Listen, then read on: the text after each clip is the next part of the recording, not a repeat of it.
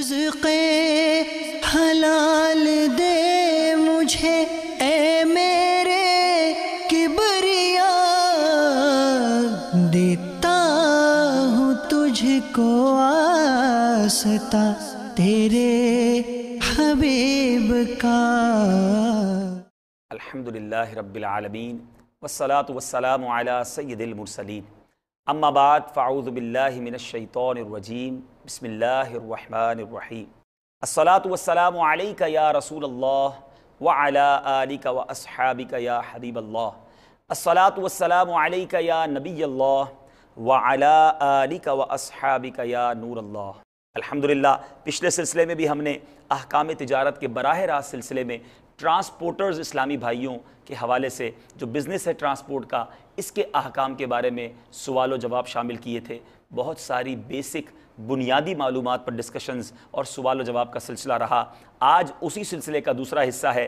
آج بھی ٹرانسپورٹر حضرات کے مسائل کو ڈسکس کریں گے۔ ہمارے پاس الحمدللہ ویڈیو سوالات بھی موجود ہیں جو وہاں گڈس ٹرانسپورٹ مارکیٹ میں جا کر ہمارے اسلامی بھائیوں نے جا کر ریکارڈ کیے ہیں۔ اس سے پہلے کہ ہم سوالات کا سلسلہ شروع کریں، درود پاک کی فضیلت پر مشتمل ایک بڑی پیاری حدیث پاک سنتے ہیں۔ شیخ طریقت، امیر اہل سنت، بانی دعوت اسلامی حضرت علامہ مولانا ابو بلال محمد الیاس عطار قادری اپنے بیان کے تحریری گلدستے با حیا نوجوان میں ان کے منقول ہے کہ سرکار مدینہ منورہ سردار مکہ مکرمہ صلی اللہ علیہ وسلم کا فرمان دل نشین ہے، جو شخص صبح و شام مجھ پر 10 بار درود شریف پڑھے گا، بروز قیامت میری شفاعت اسے پہنچ کر رہے گی۔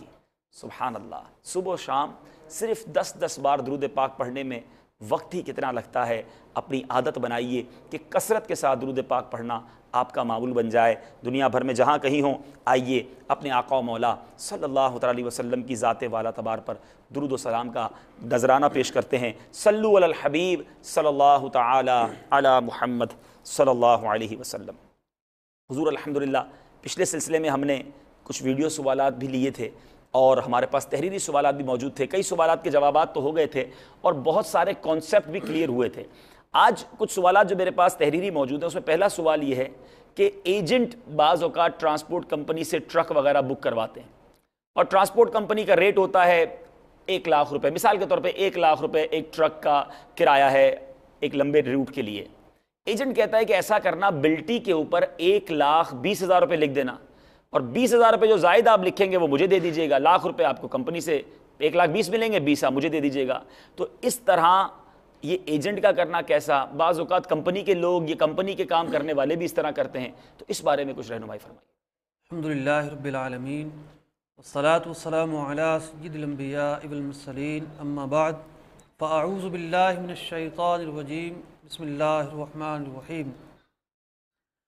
دیکھیے، حلال آمدنی کے جو ذرائع ہیں وہ بڑے ہی واضح ہیں، لیکن بعض لوگ ان ذرائع کو چھوڑ کر چور دروازہ اختیار کرتے ہیں۔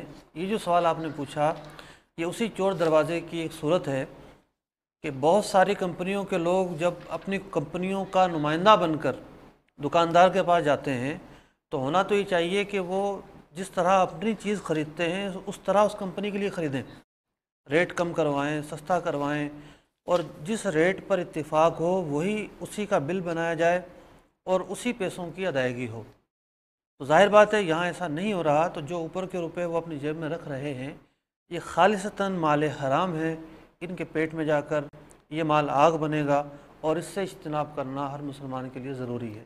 حضور یہ صرف ٹرانسپورٹ میں بھی تھوڑی ہوتا ہے، بلکہ بعض اوقات جو لوگ پرچیز مینیجر ہوتے ہیں یا جاب کرتے ہیں تو ان کے مالک کہتے ہیں بھائی جا کے یہ چیز خرید کے لے آئیں، کمپنی کے لیے وہ چیز خریدنے جاتے ہیں، بل زیادہ کا بنوا لیتے ہیں۔ اب 2 باتیں آپ سے پوچھنی ہیں، ایک تو کسی بھی شعبے سے کسی بھی چیز کی پرچیز کرنے گیا اور اس نے بل زیادہ کا بنوایا اور ہمیں پتہ ہے کہ وہ اوپر کی رقم خود رکھ لے گا، اس طرح اس کا کمانا کیسا؟ اور جس اسٹور سے، جس دکان سے یا جس فیکٹری سے وہ پرچیزنگ کر رہا ہے اس کا اس طرح زیادہ بل بنا کر دینا کیسا؟ جس اسٹور سے وہ پرچیزنگ کر رہا ہے تو بلا شبہ وہ اس حرام کام میں معاملت کر رہا ہے۔ اچھا، اگر وہ انکار کر دے گا تو ظاہر بات ہے وہ کسی اور دکان پہ چلا جائے گا، جی ٹھیک ہے، بھلے چلا جائے، بزنس چلا جائے گا نا حضرت۔ دیکھیے، ایک ایک گناہ سے بچنا ہر مسلمان کا فریضہ ہے۔ ماشاءاللہ۔ اب یہاں دیکھیے آپ کہ یہاں بزنس تو ہے لیکن جس کے لیے خریداری کی گئی اسے کتنا لاس جی اٹھانا پڑ رہا ہے۔ تو دکاندار بلا شبہ حرام کام میں معاونت کرتا ہے، اگرچہ کہ وہ ایک سودا کر رہا ہے، اس کی روزی تو حلال ہی رہے گی، لیکن جو پرچیز مینیجر آیا ہے اور اس نے جو پیسے جیب میں رکھے ہیں وہ مال حرام ہے۔ یہ مسئلہ یوں سمجھیے کہ زندگی کے مختلف شعبوں سے وابستہ لوگ دارالفتہ آتے ہیں، اور جس کے ہاتھ میں پرچیزنگ ہے یا کسی فیکٹری کا مال بک کرنا ہے، تو یوں سمجھیے کہ یہ 99% لوگوں میں یہ مسئلہ عام ہے۔ ہم لوگ یہ سمجھتے ہیں کہ پولیس ہی شاید زیادہ رشوت لیتی ہے، اللہ اللہ اللہ، یہ آمدنی بھی خالص رشوت ہے۔ یعنی جو مینیجر آرڈر نہ دے کہ جناب پہلے مجھے کمیشن دو پھر آرڈر دوں گا، بھئی کس بات کی کمیشن؟ آپ فیکٹری کے ملازم ہو، آپ کو تنخواہ مل رہی ہے، آپ کا کام یہ ہے کہ آپ نفع اور نقصان کو سامنے رکھتے ہوئے سودا ڈن کرو۔ صحیح ہے۔ اور یہاں یہ ہوتا ہے کہ جو زیادہ کمیشن دے گا، جو کہ حقیقت میں رشوت ہے، یہ اس کے لیے سودا ڈن کر دیتے ہیں۔ تو یہاں تو دوہرا جو ہے وہ جرم ہے، ایک خیانت، دوسرا رشوت کا لین دین۔ بالکل صحیح کہہ رہے ہیں آپ۔ اور پرچیز ڈپارٹمنٹ جہاں جہاں ایسے ہیں، یا ایسے وکیل، ایسے ایجنٹ جن کو کہا جاتا ہے ٹھیک ہے آپ ہماری طرف سے یہ کام کر لیجئے، وہ پھر یا تو بل زیادہ بنوا لیتے ہیں یا واقعی جس طرح آرڈر دیتے ہوئے پھر ان سے کسی نہ کسی تحفے کا مطالبہ کر لیتے ہیں۔ تو میرے پیارے اور محترم اسلامی بھائیوں، بڑی اچھی رہنمائی ہمیں ملی کہ بے شک بزنس تھوڑی دیر کے لیے آپ کو ایسا لگے گا کہ کم ہو گیا، میرا آرڈر چلا گیا، اگر میں جناب اس کو زیادہ بل بنا کے نہیں دوں گا تو یہ مجھ سے آئندہ مال نہیں لے گا، لیکن حرام سے بچنا ہم سب کے لیے ضروری ہے، اور حلال روزی میں جو برکت ہے وہ یقیناً حرام میں نہیں ہے۔ تو آج وہ ایسے اسلام بھائی اگر اللہ نہ کرے اس طرح کا کام کرتے ہوں تو اس سے اجتناب کرنا چاہیے، اور اگر سارے ہی لوگ بل زیادہ بنا کر دینا ہی چھوڑ دیں تو شاید ان لوگوں کے لیے بھی راستہ بند ہو جائے گا۔ اصل میں سارے ہی دکاندار اس طرح کرنے کے لیے راضی ہو جاتے ہیں، تو سارے دکاندار جتنے اسلامی بھائی، اگر آپ کے پاس کوئی اس طرح ایکسٹرا بل بنوانے آتا ہے تو ایسے لوگوں کی حوصلہ افزائی نہ کی جائے، تو انشاءاللہ آہستہ آہستہ یہ جو معاشرے میں جرم ہے یہ بھی ختم ہو جائے گا۔ حضور اب رشوت ہی پر بات چلی ہے، ٹرانسپورٹر کے بارے میں یہ دیکھا جاتا ہے کہ ٹرک لے کر وہ چلا، اب راستہ بھر اس کو کچھ نہ کچھ رشوت دے کر آنا ہی ہے۔ اب کبھی لائٹ خراب ہوتی ہوگی، کبھی جناب وہ اوور لوڈنگ کر دی جاتی ہے، ٹرک چلانے کے کچھ قوانین ہیں وہ ظاہر ہے پورے فالو ہم سے ہوتے نہیں ہیں، تو راستہ بھر رشوت دے رہے ہیں۔ اور اب خاص طور پہ جو پورٹ سے مال اٹھاتے ہیں، تو پورٹ پہ تو ایسا لگتا ہے قدم قدم پر جب تک وہ فلاں فلاں فلاں افسر کو دیں گے نہیں تو کام ہوگا نہیں، تو یہ تو ایسا لگتا ہے رشوتوں میں گھرا ہوا کاروبار ہے۔ تو اس حوالے سے کیا کیا جائے، کچھ رہنمائی فرمایا ہمارے ٹرانسپورٹر حضرات کی۔ دیکھیے ایک چیز تو بڑی واضح ہے کہ جہاں انسان کا اپنا قصور ہے اور اس سے نمٹنے کے لیے وہ رشوت دے کر جان چھڑا رہا ہے، ایسی صورت میں تو بلا شبہ رشوت دینا ناجائز و حرام کام ہے۔ دینے والا اور لینے والا دونوں حرام کے مرتکب ہیں۔ استغفر اللہ۔ اب ہوتا یہ ہے کہ دیکھیے جس چیز سے شریعت روکتی ہے اس میں پورے ہی یعنی انفرادی معاملات نہیں ہوتے، بسا اوقات پورے معاشرے کے سدھار کو سامنے رکھا جاتا ہے۔ اب یہ ٹرانسپورٹر ہیں، اب گاڑیاں اگر ان کی مینٹیننس پوری ہوں، ساری چیزیں پوری ہوں، ان کے ساتھ چلیں گی تو ایکسیڈنٹ کم ہوں گے، حادثات کم ہوں گے۔ آپ نے واقعہ سنے ہوں گے، اخبارات میں پڑھے ہوں گے کہ پورے پورے کنٹینر لوگوں کی گاڑیوں میں گر جاتے ہیں۔ اب جس نے رشوت لے کر اسے چھوڑا، اس کی صحیح چیکنگ نہیں کی، تو اس نے تو 10-50 روپے لے لیے، 100 روپے لے لیے، لیکن دوسری طرف لوگوں کی جانیں ضائع ہو گئی۔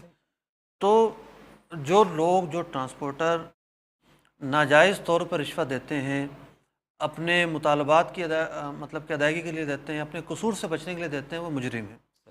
لیکن یہاں ایک دوسری جانب بھی ہے، دوسری طرف بھی ہے، وہ یہ ہے کہ بسا اوقات انسان کو ظلماً رشوت دینے پر مجبور کیا جاتا ہے، اس کا کوئی قصور نہیں ہوتا، اس کے کام میں تاخیر کی جاتی ہے، اٹکایا جاتا ہے اور اسے نقصان پر مجبور کیا جاتا ہے۔ تو جس صورت میں خاص طور پر پورٹ پر ایسا ہوتا ہے، یہ سمجھیے کہ ہمارے پورٹ جو ہیں، بندرگاہیں، یہ رشوت کے سب سے بڑے مرکز ہیں۔ آپ نے ہی سنا ہوگا، اخباروں میں پڑھا ہوگا کہ پتہ نہیں کتنے ہزار شراب کے یا کتنے 100 شراب کے کنٹینر ملک میں پھیل گئے۔ تو وہ یہی ہے کہ رشوتیں لے کر لوگوں نے یہ بھیانک کاروبار عام کیا۔ تو جہاں ایسا ہے کہ ان پر ظلم ہو رہا ہے، مثلا ان کی گاڑی چھوڑی نہیں جا رہی، ساری چیزیں مکمل ہیں، ہر قانونی تقاضا پورا کیا ہوا ہے، وہاں اگر یہ دیں گے تو دینے پر مجرم نہیں ٹھہریں گے شریعت کے نزدیک، لیکن لینے والا بدستور گناہ گار ہوگا اور اس کے لیے وہ مال حرام ہوگا۔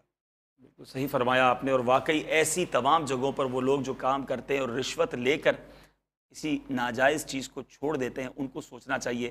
بالخصوص جو ٹرانسپورٹرز کے حوالے سے بات کی، واقعی اگر گاڑی مینٹین صحیح نہیں ہے، اس کا لوڈ زیادہ ہے تو آگے جا کر کئیوں کی جانیں چلی جاتی ہیں، ایکسیڈنٹس ہو جاتے ہیں. تو ٹرک ڈرائیور اسلامی بھائیوں کو بھی، ٹرانسپورٹروں کو بھی اپنے ٹرکس کو، اپنے لوڈنگ جو سامان لے جانے والی جو ان کی ٹرانسپورٹ ہے اس کو بالکل صحیح طریقے سے مینٹین ہونا چاہیے. جو قوانین ہیں، اور یہ قوانین امیر علیہ سنت بھی فرماتے ہیں کہ ٹریفک قوانین مجھے سمجھ آتے ہیں، اس پر عمل ضرور کرنا چاہیے تاکہ اس سے لوگوں کی جانیں محفوظ ہوتی ہیں.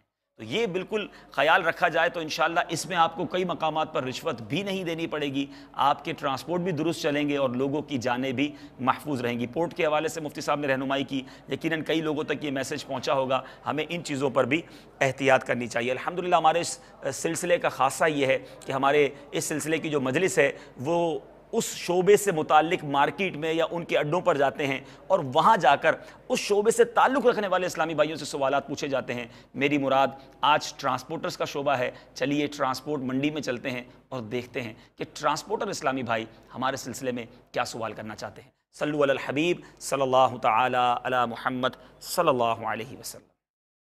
السلام علیکم ورحمۃ اللہ وبرکاتہ. وعلیکم السلام. آپ کا نام کیا ہے؟ عبدالغفار. آپ احکام تجارت سلسلے میں کیا سوال کرنا چاہتے ہیں؟ اچھا مفتی صاحب سے میرا سوال یہ ہے کہ میں نے گاڑی لگائی ہے 15 ٹن پہ، اگر اس کا وزن آ جاتا ہے 5 ٹن تو شرعی اعتبار سے مجھے 15 ٹن کا کرایہ لینا چاہیے یا 5 ٹن کا؟ حالانکہ گاڑی والا مجھ سے 15 ٹن کا ہی کرایہ لے گا.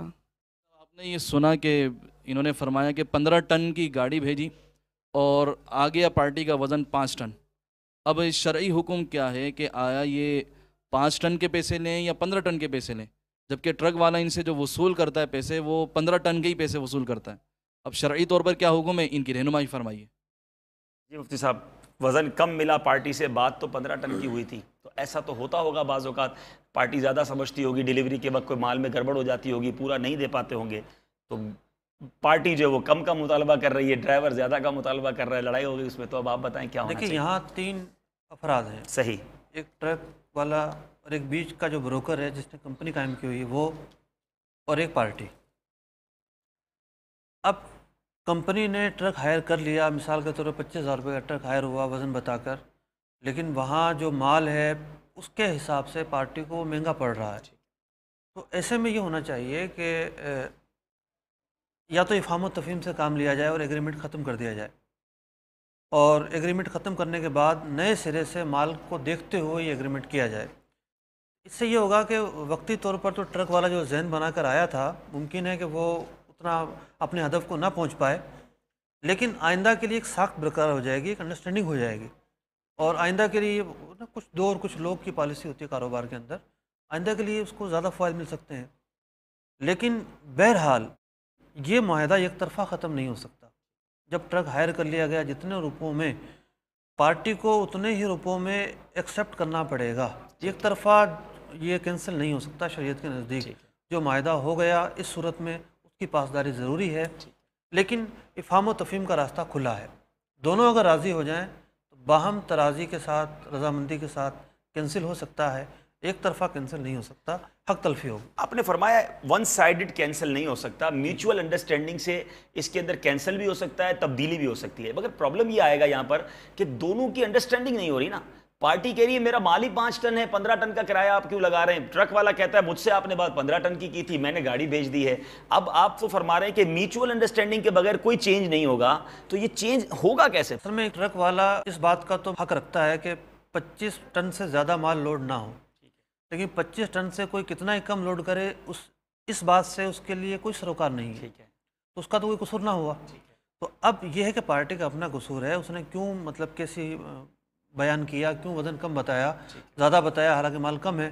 تو اب اس کو فیس کرنا پڑے گا. یہ مطلب اب آپ کی بات سے یہ پتہ چلا کہ اگر ٹرک والا ڈسکاؤنٹ دینے پر تیار نہیں ہے تو پارٹی کو پیمنٹ تو پوری دینی پڑے گی. ہاں میوچول انڈرسٹینڈنگ میں، اور آپ نے بڑی اچھی بات کی کہ بزنس کی ساکھ بنانے کے لیے پارٹی کو بھی کور اپ کیا جاتا ہے اور اس کی بات مانی جاتی ہے. تو امید ہے کہ ہمارے جن ٹرانسپورٹر اسلامی بھائی نے ہم سے سوال کیا ہے ٹرانسپورٹ کے اڈے سے، امید ہے کہ ان کو ان کا جواب مل گیا ہوگا. ایک اور سوال کی طرف چلتے ہیں، دیکھتے ہیں کہ ٹرانسپورٹ منڈی میں ٹرانسپورٹر اسلامی بھائی احکام تجارت سلسلے میں کیا سوال کرنا چاہتے ہیں. صلو علی الحبیب صلی اللہ تعالی علی محمد صلی اللہ علیہ وسلم. اس وقت ہم ٹرانسپورٹ کمپنی کے مالک کے پاس حاضر ہیں. آئیے دیکھتے ہیں کہ یہ احکام تجارت سلسلے میں کیا شرعی مسئلہ معلوم کرنا چاہتے ہیں۔ السلام علیکم ورحمۃ اللہ وبرکاتہ۔ وعلیکم السلام ورحمۃ اللہ وبرکاتہ۔ میرا آپ سے سوال یہ ہے کہ ہماری ٹرانسپورٹ کمپنی کسی تاجر یا مل سے 1 سال کا معاہدہ کرتی ہے کہ ہم آپ کو ایک گاڑی پورا سال جو ہے 25,000 روپے دیں گے، لیکن اس دوران مارکیٹ تیز ہو جاتی ہے اور گاڑی کا کرایہ 35 سے 40,000 ہو جاتا ہے، تو اس سے ہماری کمپنی کو بہت نقصان ہوتا ہے۔ تو ہم آیا کمپنی سے جو اضافی کرایہ جو ہے نا وصول کرنے کے حقدار ہیں کہ ہمارا کرایہ بڑھا دیں، ہماری کمپنی کو نقصان ہو رہا ہے، تو شرعاً ایسا کرنا جائز ہے یا ناجائز ہے؟ یہ جو کرایہ بڑھوتی ہوتی ہے، کرایہ سال میں بڑھتا رہتا ہے، یہ اکثر ہوتا ہے یا بہت کم ایسا ہوتا ہے؟ نہیں، یہ بہت کم ہوتا ہے ایسا۔ اور اگر کرایہ بڑھانے کا آپ مطالبہ کرتے ہیں تو کمپنی سامنے والی مان جاتی ہے یا نہیں مانتی؟ کمپنی تو نہیں مانے گی، کہ وہ تو ہمیں بولے گی کہ آپ نے جو ہے 1 سال کا معاہدہ کیا ہے، آپ نے ہمیں لکھ کے دیا ہے کہ جو بھی ہوگا نفع یا نقصان وہ آپ ذمہ دار ہوں گے۔ بھائی صاحب، آپ شرعی رہنمائی فرمائیے کہ آیا کہ اس طرح کرنا کہ مطالبہ اس سے کیا لیکن وہ مطالبہ نہیں مانتا، تو ٹرانسپورٹ کمپنی کا اس سے معاہدہ ختم کر دینا شرعی طور پر جائز ہے یا ناجائز؟ اس کی شرعی رہنمائی فرمائیے۔ جی حضور، 1 سال کا ایگریمنٹ ہے، بعد میں کرائے بڑھ گئے یا ایکسپینس بڑھ گئے، مہنگائی آ گئی، تو کیا اس سے بڑھوتی کا مطالبہ کر سکتے ہیں؟ کہ ہمارے فقہائے عظام جو گزرے ہیں ان کی جو خدمات ہیں، انہوں نے ایسے قوانین مرتب کیے۔ اب دیکھا ہوگا جب ملکی آئین بنتا ہے تو ہر دانشور حرکت میں آ جاتا ہے، یوں نہیں یوں ہونا چاہیے۔ فقہ اسلامی ان قوانین کا مجموعہ ہے جن میں ہزارہا مسائل کو پہلے بیان کر دیا گیا، صحیح، وقوع پذیر ہونے سے پہلے ہی۔ کیا بات ہے۔ فقہ حنفی کی خاص طور پہ ایک خصوصیت ہے، اور بعض مسائل ایسے ہیں کہ جس کے قوانین موجود ہیں۔ یہ جو مسئلہ پوچھا گیا، یہ مسئلہ بھی ہمارے فقہ نے بیان کیا ہے، سبحان اللہ۔ لیکن خاص اس مسئلے پر گفتگو کرنے سے پہلے یہ عرض کروں کہ یہاں 2 طرح کے معاملات ہیں۔ بعض معاہدے ایسے ہوتے ہیں کہ جس میں نقصان نہیں ہوتا لیکن مارکیٹ چڑھ رہی ہوتی ہے۔ مثال کے طور پر کرائے پہ گھر لیا، اور اس وقت وہ گھر جو ہے وہ مثال کے طور پر 5,000 روپے کرایہ چل رہا تھا، 6 مہینے کے بعد 6,000 روپے کرایہ ہو گیا۔ اب کوئی شخص یہ کہے کہ جناب سال کا ایگریمنٹ تو اب کافی دور ہے، کرایہ 6 مہینے 6,000 روپے کر دو، اس کی گنجائش نہیں ہے، بلکہ یہاں پر سال پورا ہونے کا انتظار کیا جائے گا۔ اگر سال کا معاہدہ ہے تو معاہدہ ہونے کے بعد جو ایگریمنٹ ہے اس کی پاسداری کرنا ضروری ہے۔ لیکن ایک حدیث مبارکہ میں سرکار علیہ السلام نے ارشاد فرمایا کسی کو نقصان نہ پہنچاؤ۔ فقہاء کرام نے ایک قاعدہ بیان کیا، صدر الشریعہ بدر الطریقہ مفتی امجد علی اعظمی رحمۃ اللہ تعالی علیہ نے بہار شریعت 14واں حصہ اجارے کے باب میں اس کو بیان کیا۔ آپ فرماتے ہیں جس عقد اجارہ پر عمل کرنا شرع کے خلاف نہ ہو، یعنی اس کو آپ کنٹینیو رکھ سکتے ہیں، مگر اجارہ باقی رکھنے میں کچھ نقصان پہنچے گا۔ صحیح۔ اس طرح کے ٹرانسپورٹر کے جو معاملات ہیں ان کا تعلق ہے پیٹرول سے، پیٹرول کی قیمتیں بڑھ جاتی ہیں جس کی وجہ سے معاہدے کے پاسداری کرنے میں انہیں بہت زیادہ مالی نقصان کا سامنا کرنا پڑتا ہے۔ تو وہ خود بخود تو فسخ نہیں ہوگا بلکہ فسخ کرنے سے فسخ ہوگا۔ اب اس کی 2 صورتیں ہیں۔ اگر عذر ظاہر ہوگا، بس مطلب 2 صورتیں ہیں، کہیں عذر ظاہر ہوگا، کہیں حالت مشتبہ ہوگی۔ اگر عذر بالکل ظاہر ہے تو صاحب عذر خود ہی فسخ کر سکتا ہے۔ اچھا، اس معاملے کے اندر یک طرفہ کینسل یہ معاملہ ہو سکتا ہے، گاڑی والا معاہدے سے مطلب روگردانی کر سکتا ہے، شرعاً اس مقام پر اس کی اجازت ہے، ٹھیک ہے۔ کیونکہ یہ نقصان کا پہلو ہے۔ اور اگر معاملہ مشتبہ ہے، وہ دعویٰ کر رہا ہے کہ جناب مجھے نقصان پہنچ رہا ہے، حالانکہ ایسا معاملہ نہیں ہے، بعض لوگ کہہ رہے ہیں کہ نقصان ہے اور بعض لوگ یہ کہہ رہے ہیں کہ نقصان نہیں ہے، تو پھر قاضی فیصلہ کرے گا۔ ٹھیک ہے۔ تو پھر یہ ہے کہ مطلب کہ یہ لوگ بڑوں کو بٹھائیں اور پھر یہ فیصلہ کریں۔ جی۔ لیکن اگر نقصان ظاہر ہے، جیسا کہ آج کل ہم دیکھ رہے ہیں کہ ڈیزل کی قیمتیں جو ہے وہ 2-3 مہینوں کے بعد جو ہے بہت زیادہ بڑھ جاتی ہیں، صحیح ہے۔ تو یہاں پر جو ہے وہ جسے نقصان پہنچ رہا ہے وہ یک طرفہ اپنا جو اجارہ کا معاہدہ ہے وہ کینسل کر سکتا ہے۔ حضور ماشاءاللہ، امید ہے کہ ہمارے ٹرانسپورٹر اسلامی بھائی اور دیگر کاروبار کرنے والوں کے لیے بھی رہنمائی کے مدنی پھول مری ہوگی۔ میرے مفتی صاحب، یہ اس کے ساتھ ایک سوال اب یہ ذہن میں آ رہا تھا کہ ٹرانسپورٹروں کے بارے میں ہم ڈسکشنز کر رہے ہیں، پچھلے سلسلے میں بھی بات ہوئی، اس سلسلے میں بات ہوئی، اور ایسا محسوس ہوتا ہے کہ اس شعبے پر بھی بہت سارے ایسے مسائل ہیں جس کا سیکھنا ضروری ہے۔ ٹرک ڈرائیور کے لیے الگ کچھ مسائل جاننا ہوں گے، ٹرانسپورٹر کمپنی کے لیے جو اس کا مالک ہے اس کو جاننا ہوں گے، پھر جو تیسرا وہ شخص جو اپنا مال ٹرانسپورٹ کے لیے دیتا ہے. تو باقاعدہ یہ تو ایک شعبہ ہو گیا، ایک علم ہو گیا. تو اس طرح کے لوگ جو اس طرح کاروبار کرتے ہیں وہ اگر اس کے حلال و حرام کے مسائل سیکھنا چاہیں تو ان کو کیا کرنا چاہیے؟ سب سے پہلے تو اپنا ذہن بنانا چاہیے ٹھیک ہے. کہ ہمیں حلال و حرام کی تمیز کرنی ہے. ایک حدیث پاک میں سرکار دو عالم صلی اللہ علیہ وسلم نے ارشاد فرمایا ان الحلال بین ان الحرام بین ٹھیک ہے. بینہما امور مشتبہات. حلال واضح ہے، حرام واضح ہے، اور ان دونوں کے درمیان بعض چیزیں مشتبہ ہیں جن کی حلت و حرمت واضح نہیں ہے. تو دیکھیے کہ کوئی بھی شبہ ہو، بعض چیزیں تو ایسی ہوتی ہیں کہ ہر آدمی سمجھ رہا ہوتا ہے یہ غلط ہے. مثلا دھوکہ ہو، جھوٹ ہو، فریب ہو، غبن ہو، یہ ظلم ہو، یہ ساری چیزیں ایسی ہیں کہ بندے پر واضح ہوتی ہیں. صرف اس کی سوچ اگر صحیح بن جائے، آخرت کی سوچ بن جائے، قبر کے عذاب سے بچنے کی سوچ بن جائے، تو پھر خود بخود وہ ان چیزوں سے بچنا شروع کر دیتا ہے. اسے کوئی کسی اور کی موٹیویشن کرنے کی ضرورت نہیں ہوتی.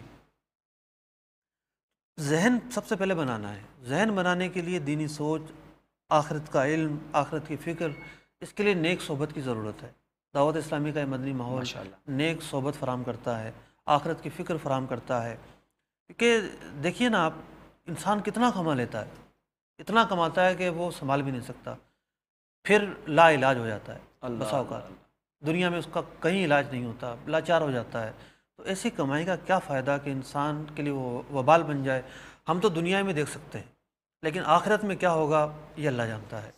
تو اگر اعمال برے ہیں تو اس کے بارے میں یہی ہے کہ انجام بھی برا ہونے کا اندیشہ ہے. تو ایک تو یہ کہ ذہن بنایا جائے. پھر حلال اور حرام دونوں چیزیں واضح ہیں، اور جہاں اسے مشتبہات ہیں پوچھنے کی ضرورت ہے، پھر وہاں علماء سے رہنمائی لے، حلال و حرام کے بارے میں پوچھے، اور پھر جو ہے اپنی زندگی کو اس کے مطابق وہ ڈھالے. یعنی کسی بھی شعبے سے تعلق رکھنے والے اسلامی بھائی ہوں، جو بھی آپ کا بزنس ہو، دارالفتہ اہل سنت سے آپ کا رابطہ مضبوط ہونا چاہیے. 12 گھنٹے الحمدللہ دعوت اسلامی نے سروس شروع کی ہے کہ آپ فون کر کے دارالفتہ اہل سنت سے اپنے کاروبار کو اسکین کروا سکتے ہیں، شرعی رہنمائی لے سکتے ہیں.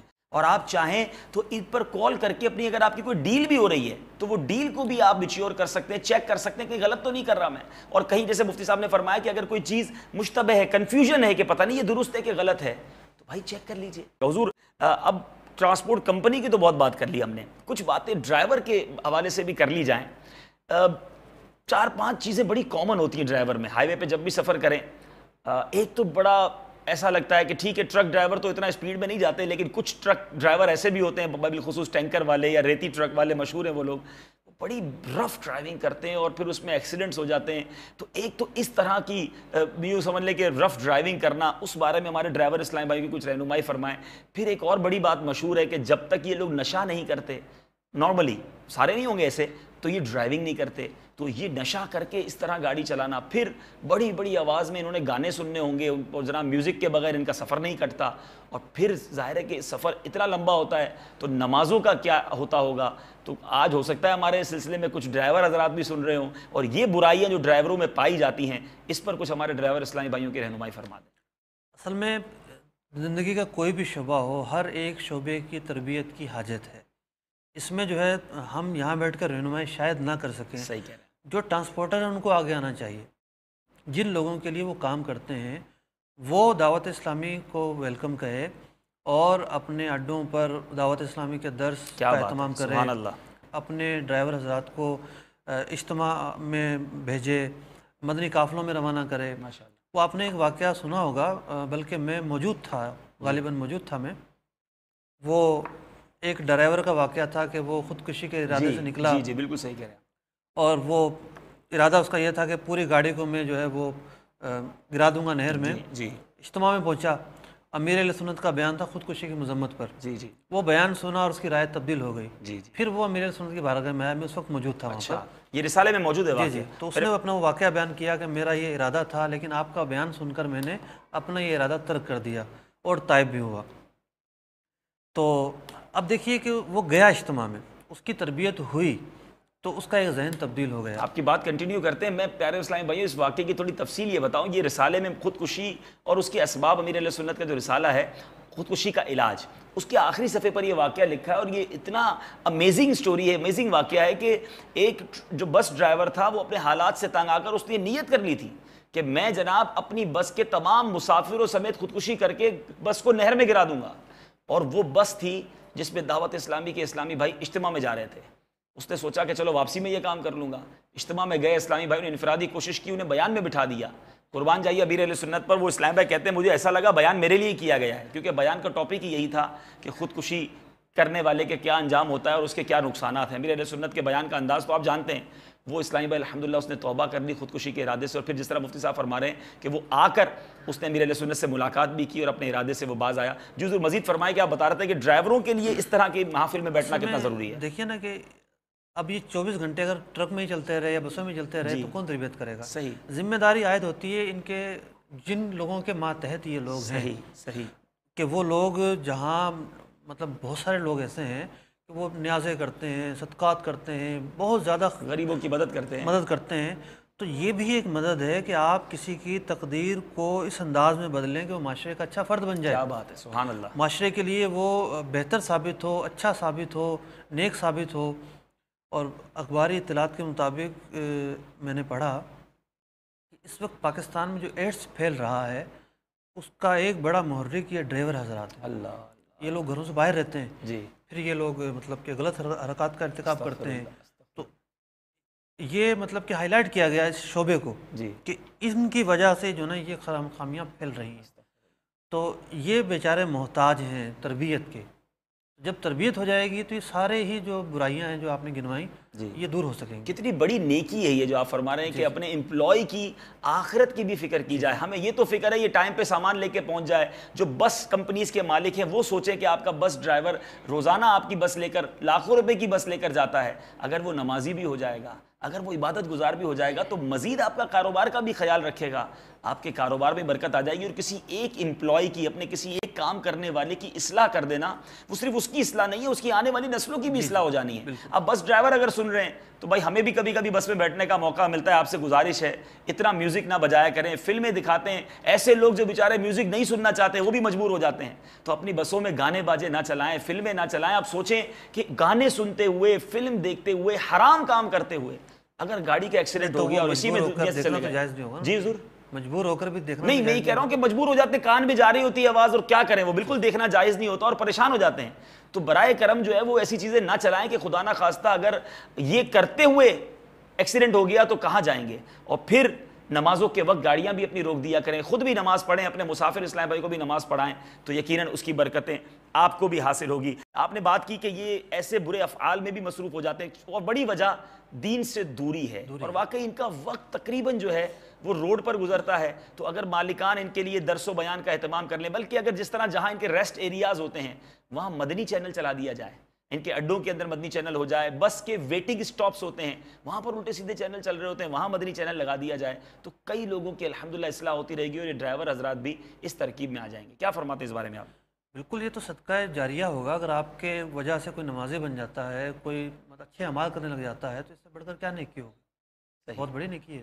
ٹھیک ہے، ماشاءاللہ۔ تو امید ہے کہ یہ ایک میسج ہمارے ڈرائیور حضرات تک پہنچا، یہ میسج ہمارے الحمدللہ جو ٹرانسپورٹر کمپنی کے اسلامی بھائی ہیں ان تک پہنچا کہ ہمیں ہر شعبے میں نہ صرف اپنی اصلاح کی فکر کرنی چاہیے، بلکہ ہمارے ساتھ جو دن رات کام کرتا ہے، آج ہمیں اس کے فیملی کی فکر بعض اوقات ہو جاتی ہے، اس کے گھر میں کوئی پرابلم ہوتا ہے تو ہم کوشش کرتے ہیں چلے اس کی مدد کر دیں، وہ قرض مانگنے آتا ہے ہم اس کو دے دیتے ہیں، بڑی اچھی بات ہے، لیکن کبھی سوچا کہ جو میرے پاس کئی سالوں سے کام کر رہا ہے وہ نماز پڑھ رہا ہے کہ نہیں پڑھ رہا، وہ علم دین جاننے والا ہے کہ نہیں، گناہوں سے بچتا ہے کہ نہیں، تو خدا را اپنی بھی آخرت کی فکر کیجئے اور اپنے ساتھ کام کرنے والے اسلامی بھائیوں کی بھی فکر کیجئے۔ ویڈیو سوال کی طرف چلتے ہیں اور دیکھتے ہیں کہ ٹرانسپورٹ مارکیٹ سے ہمارے لیے کیا سوال ہے۔ صلو علی الحبیب صلی اللہ تعالی علی محمد صلی اللہ علیہ وسلم۔ ابھی ہم کارگو کمپنی کے مینیجر محمد شہباز بھائی کے پاس حاضر ہیں، آئیے دیکھتے ہیں کہ یہ احکام تجارت سلسلے میں کیا شرعی مسئلہ معلوم کرنا چاہتے ہیں۔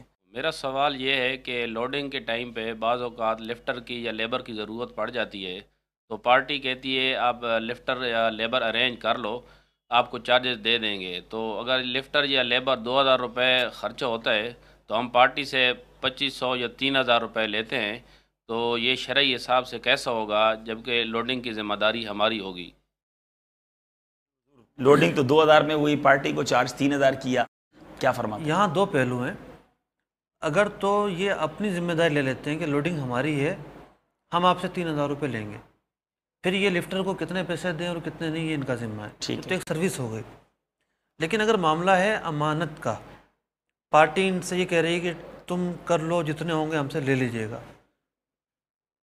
عرف کے مطابق اس کو دیکھنا پڑے گا کہ یہ معاملہ امانت کا ہے یا یہ ان کی سروس اپنی ہی ہے. ٹھیک ہے.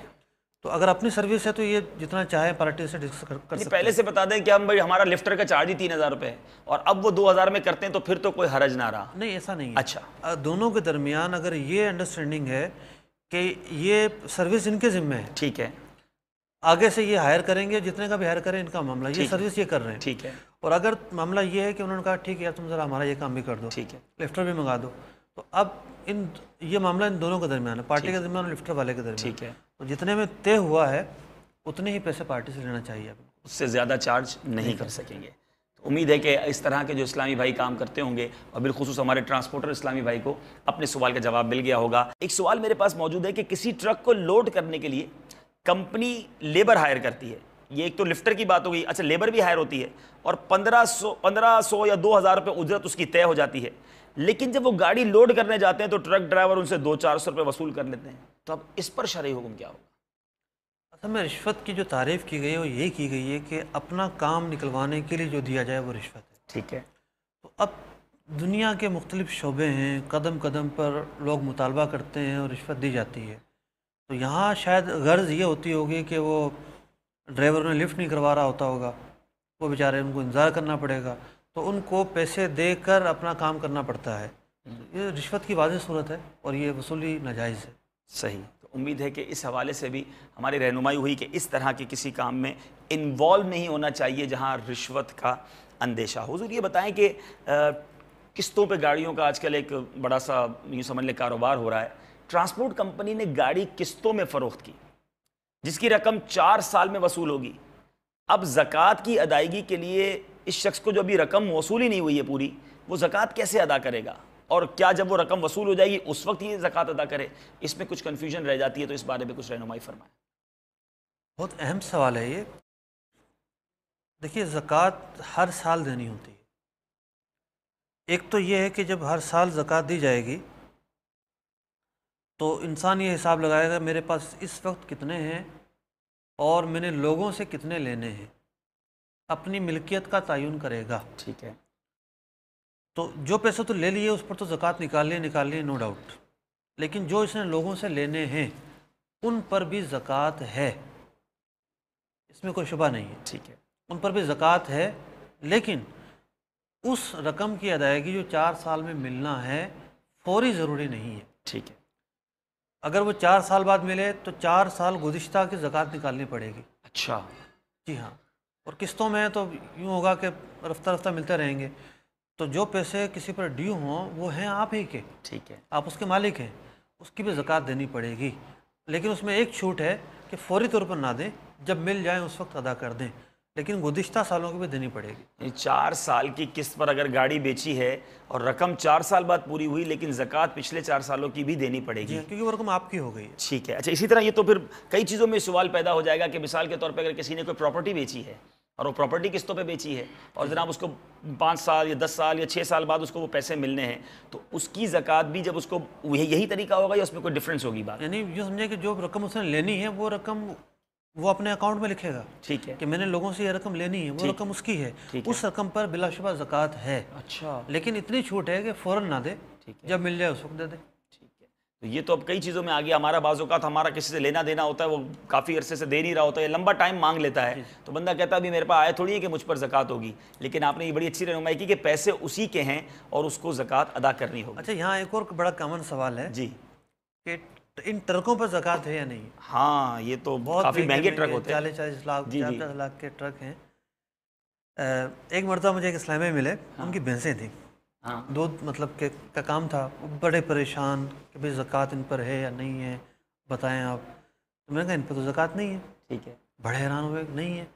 میں نے کہا بھی ان مویشیوں پر زکوٰۃ ہے کہ جو فری کا چارہ کھاتی ہیں، جنگلوں میں چلی جاتی ہیں اور چارہ کھاتی ہیں. آپ لوگوں نے باڑے بنائے ہوئے، باڑے بنا کر جو ہے وہ آپ چارہ کھلا رہے ہیں، ان پر زکوٰۃ نہیں ہے. تو گاڑیوں کے بارے میں تو اتنی زیادہ یہ کنفیوژن ہے، لوگ سمجھتے ہیں ان پر زکوٰۃ ہے. تو گاڑیوں پر زکوٰۃ نہیں ہے. اچھا، کیونکہ یہ مال تجارت نہیں ہے.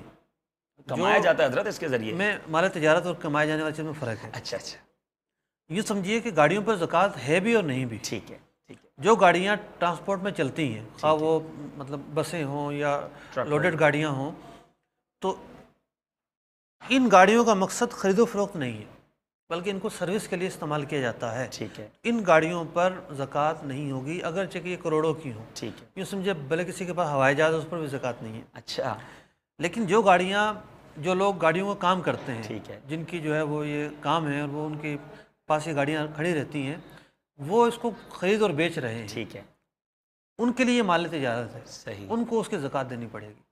لیکن جو گاڑیوں کو چلا رہا ہے، سروس چلا کر آمدنی لے رہا ہے، خواہ وہ ٹیکسی ڈرائیور ہے، خواہ وہ کسی ٹرک کا مالک ہے، بس کا مالک ہے، تو یہ سن لے کہ ان پر زکوٰۃ نہیں ہے.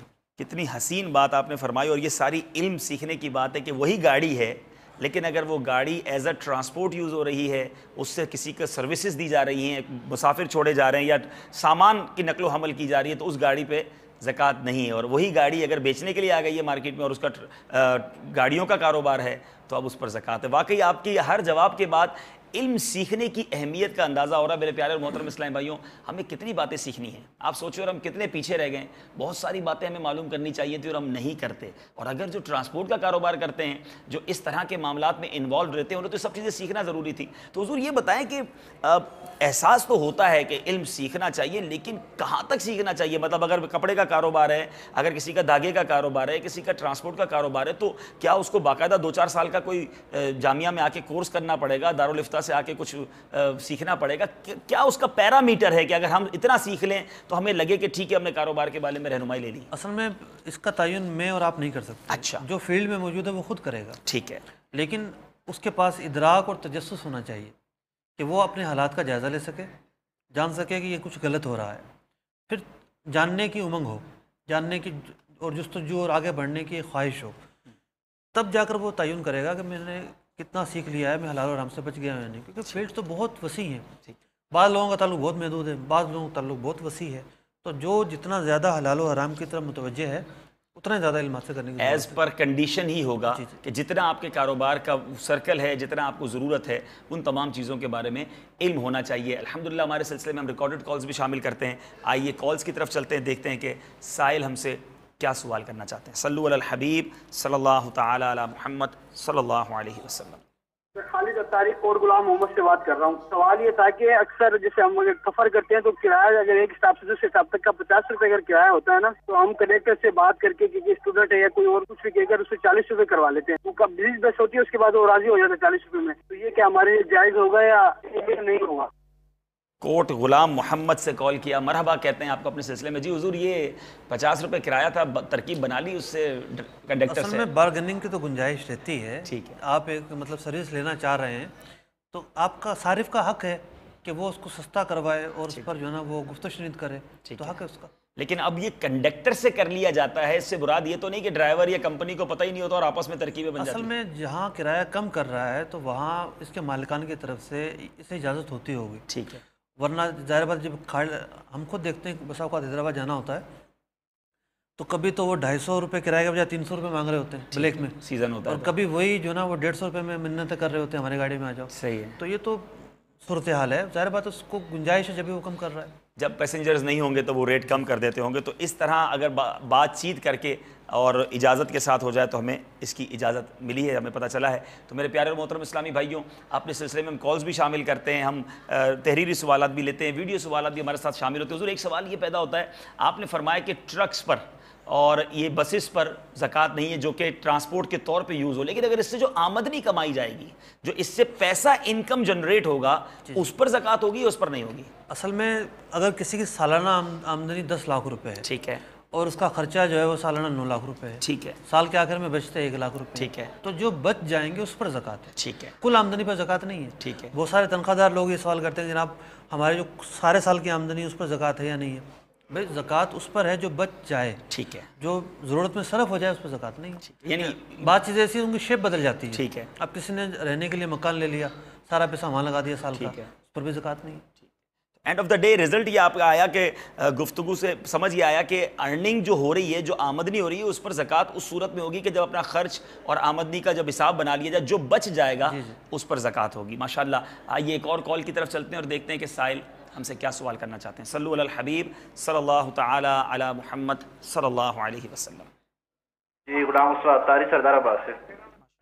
جی حضور، میرا سوال ٹرانسپورٹ کے شعبے میں متعلق ہے کہ کچھ مارکیٹ میں لوگ ایسے ہیں کہ وہ پارٹی بیٹھی ہوئی ہیں، بندہ جاتا ہے، یعنی کہ بندے کے پاس پیسے نہیں گاڑی خریدنے کے لیے، مشکل سے اس کے پاس 10 لاکھ ہے، گاڑی کی قیمت 50 لاکھ ہے، تو وہ لوگ کہتے ہیں کہ یار آپ گاڑی پسند کرو، پیسے ہم دیں گے گاڑی کے، وہ کیش پیسے دے دیتے ہیں گاڑی کے، اور گاڑی جو آگے ہے وہ بندے کو 75 لاکھ کی بیچتے ہیں، 50 لاکھ کی گاڑی ہے تو 75 لاکھ کی بیچتے ہیں اسے 10 لاکھ لے کر، تو وہ گاڑی کی جو قیمت ہے وہ تقریباً جا کے قسطوں میں کلیئر ہوتی ہے 8 یا 10 سالوں میں، تو ایسا صحیح ہے کرنا؟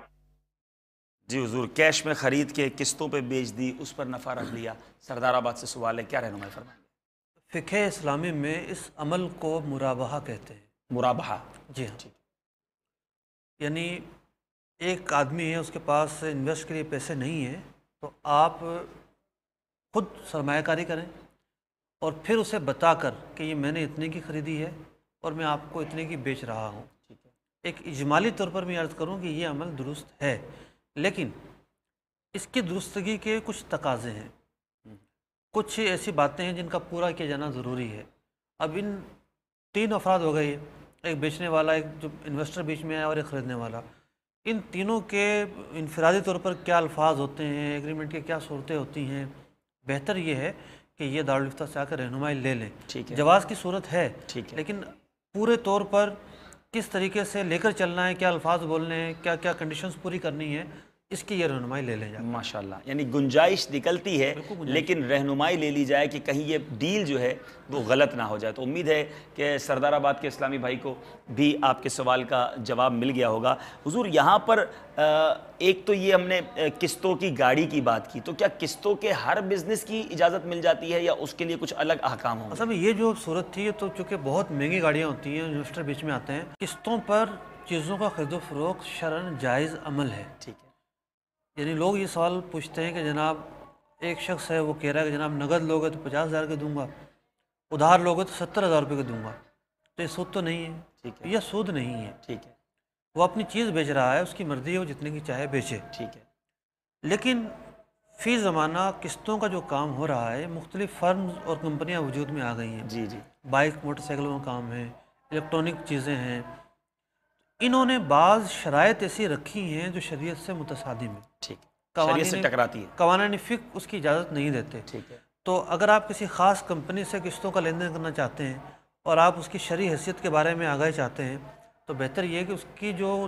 شرائط ہیں وہ بتا کر پھر مسئلہ پوچھا جائے۔ صحیح، یعنی وہی والی بات ہو گئی کہ ایز پر کنڈیشن جو چیز لینا چاہتے ہیں اس کی شرائط وغیرہ کو دارالفتہ سے رجوع کر لیا جائے، اس کی ٹرمز اینڈ کنڈیشنز کو دکھا دیا جائے، اگر اس میں کوئی غیر شرعی چیز ہے تو اس پر آپ کی رہنمائی کر دی جائے گی۔ ایک اور آڈیو سوال کال شامل کرتے ہیں سلسلے میں، دیکھتے ہیں کہ سائل ہم سے کیا سوال کرنا چاہتے ہیں۔ صلو علی الحبیب صلی اللہ تعالی علی محمد صلی اللہ۔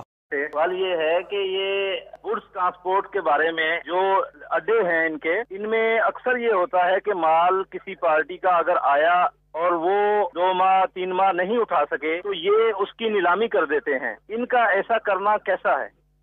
جی حضور، بڑا اہم سوال ہے مرکز الاولیاء سے، ڈیلے ہو گیا، اٹھانے میں تاخیر ہو گئی۔ اب یہاں ایک اور سوال بھی قائم ہوگا، پہلے آپ اس کا جواب دے دیں کہ اگر وہ ڈیلے ہو گیا تو پھر جناب وہ نیلام کر سکتے ہیں کہ نہیں کر سکتے؟ دیکھیں، مال کی ضبطی تو ظلم ہے۔ ٹھیک ہے، مال ضبط کرنے کی تو کسی طور سے اجازت نہیں ضبط تھوڑی کر رہے ہیں، ان کا کرایہ نہیں مل رہا اس لیے وہ نیلام کر کے اپنا کرایہ وصول کر رہے ہیں۔ ایسا نہیں ہے، مطلب ایسا نہیں ہے، مال لاکھوں روپے کا ہوتا ہے، کرایہ ہزاروں روپے کا ہوتا ہے۔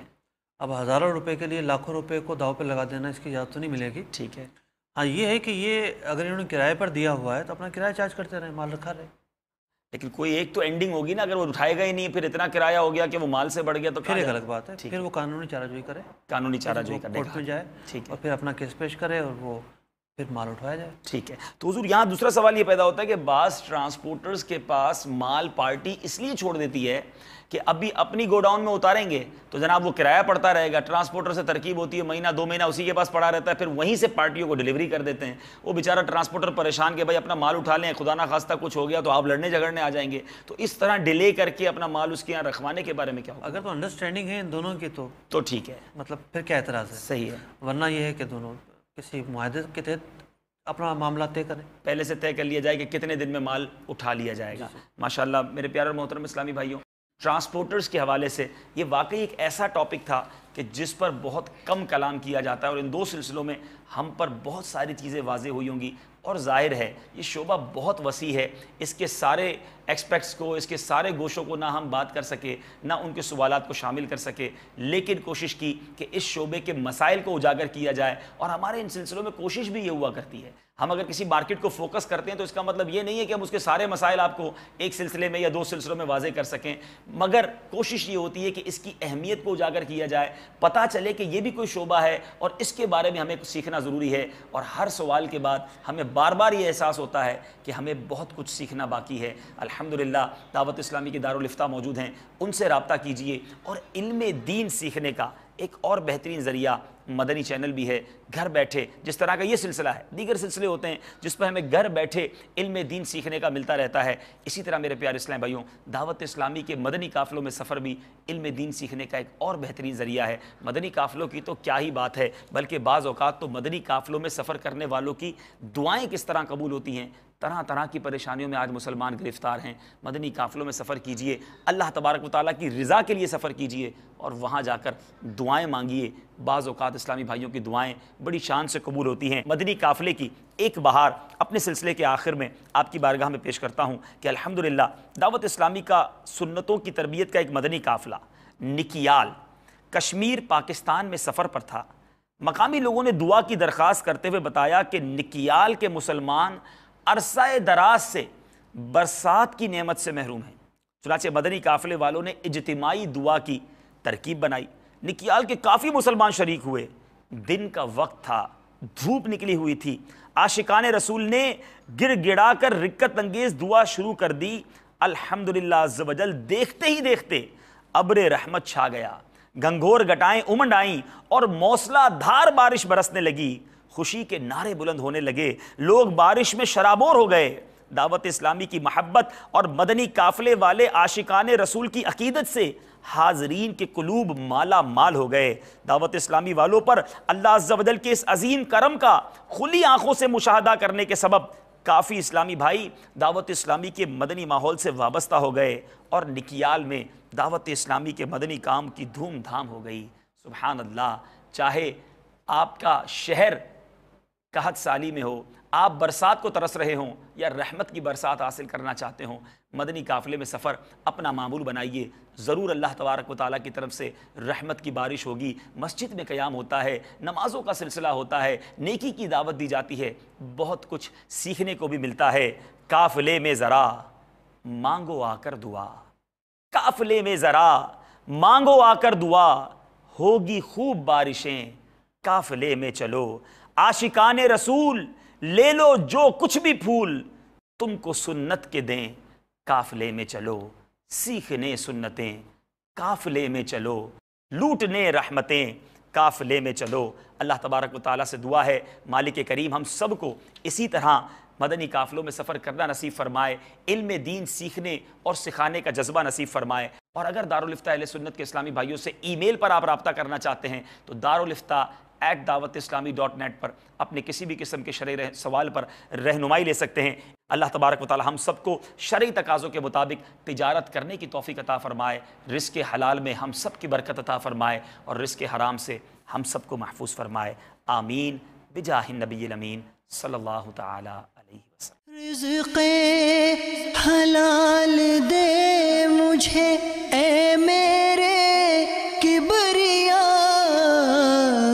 دیتا ہوں تجھ کو واسطہ تیرے حبیب کا.